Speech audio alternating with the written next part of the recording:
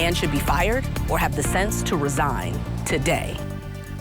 They are the people who take your calls in some of your worst moments. 911 operators. They already have an extremely stressful job, but some who answer emergency calls here in Metro Nashville say their boss makes the job even more stressful. Good evening, I'm Rory Johnston. And I'm Carrie Sharp. They describe the work environment at Metro's 911 call center as toxic. As investigative reporter Jennifer Krause tells us, those employees have some powerful supporters who are calling for change. This man is unhinged, and there is no reason why this city should still have him on payroll. Metro Councilwoman Joy Stiles says Steve Martini, the director of Metro's Department of Emergency Communications, needs to go. It is a hot mess. Stiles says there have been serious complaints about Martini and his management style since shortly after he took the job in 2020, including allegations of harassment, retaliation, and creating a hostile and toxic work environment. This is on us. This is our failure. We knew this man was a problem years ago, and we did nothing.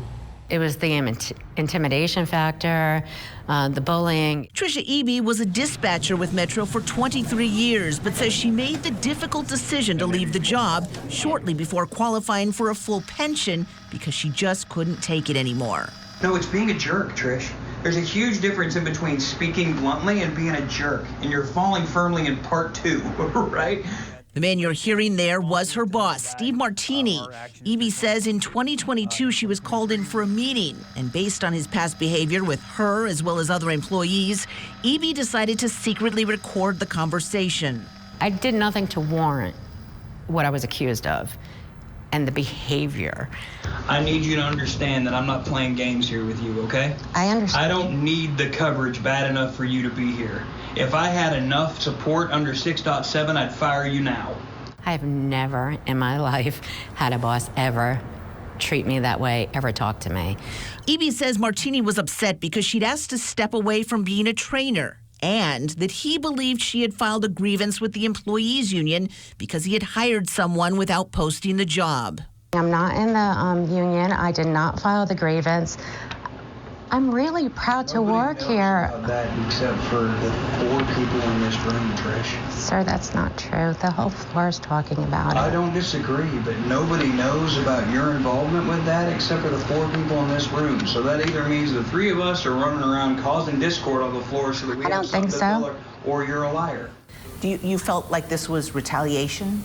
It was definitely retaliation. He made it really clear in the meeting that I'm lying. This is a shot at me, so this is me shooting back.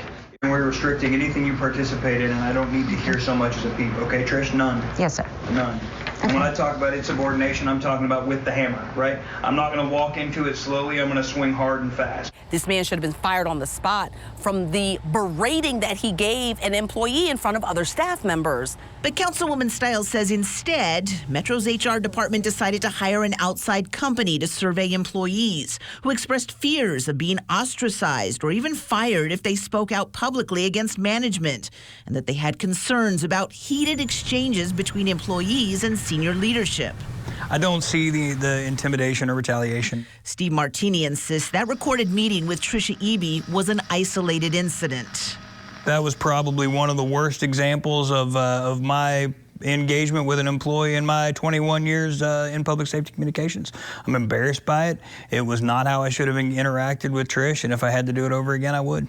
The outside company that surveyed employees in 2023 did recommend that Martini receive professional executive coaching, something that he says has been very helpful. And now, 2 years later, he's got an outside group doing employee focus groups to find out what needs to be changed. How do you change this feeling among employees that this is a toxic work environment? I am very excited to hear the feedback from our HR partner that we've engaged with through the focus groups to bring some of those solutions to bear. But you've had surveys, you've had focus groups, and nothing's changed. I disagree that nothing has changed. We've definitely made changes.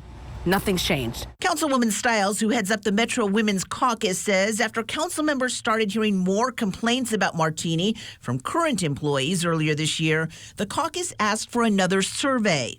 This survey found concerns about poor training, lack of support, poor communication, and a toxic work culture. And the majority are saying nothing has changed. This place is still toxic. He's a horrible person. The Metro Council voted in June to ask the mayor's office for an independent investigation. Well, earlier this week, the Women's Caucus voted to send a strongly worded letter to the mayor's office expressing concerns about the situation. Joy Stiles, though, wants more. Joy Stiles, personally as an individual, would like him to quit today or be fired. There is enough information that this man has done for him to be let go. Jennifer Krause, News Channel 5 investigates. The Metro Women's Caucus took particular interest in the employees' concerns because 70% of the employees at the 911 center are women, and most of the complaints are coming from women. An anonymous group of current employees began sending emails to council members earlier this year about the working conditions, and several current 911 operators told caucus members that intimidation is still a big problem. Meanwhile, Metro HR says they have not done more because of the complaints that they've received have been anonymous or not specific enough. As for Martini, he says he regrets what he said during his meeting with Trisha Eby, but she says he has never apologized to her.